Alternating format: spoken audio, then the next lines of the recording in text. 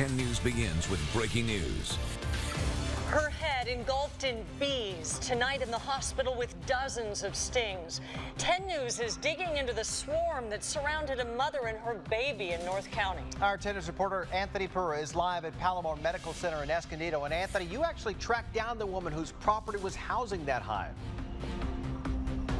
The homeowner felt very badly for the woman stung by bees. She's still in the hospital tonight as far as we know. People in the scene have told us that the swarm covered her like a thick jacket except all over her face and body. The vicious bee attack was traced to a hive at this nearby home. Pest control removed it immediately.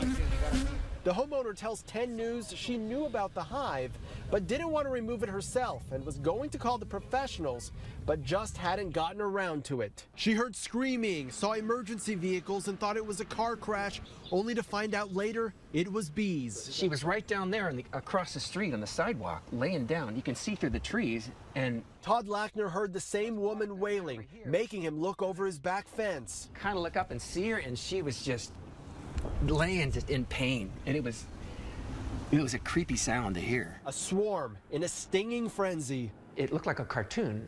She swapped them away from her face, and they came back and it looked like she had a beard. Todd did the only thing he could think of. Got my car, and I thought if I could put her in my car and close the door. Then he realized the woman had a baby in a stroller and a dog on a leash. Todd got the baby away from the bees first, the swarm turning their attention on Todd. I got stung up in my nose, inside my ears, and in my eyes, and I got them in my mouth. Then he got the woman and the dog in the car and waited for the ambulance. You can see some of the bees followed. It was scary. Now the baby is okay. The dog was stung a few times, taken to the hospital. That man says he'd like to find out who this woman is because he never got her name, but she left some of her stuff in his car. We're reporting live tonight. Anthony Pura, 10 News. It is terrifying, Anthony. Could that homeowner be responsible for the swarm of bees? Yes, and he is telling us he's giving that information tonight. He talked with an attorney, and that attorney says absolutely. So you can have a dog that's on the property that's a dangerous condition because of the nature of the dog, and the dog runs off the property and bites someone in the street.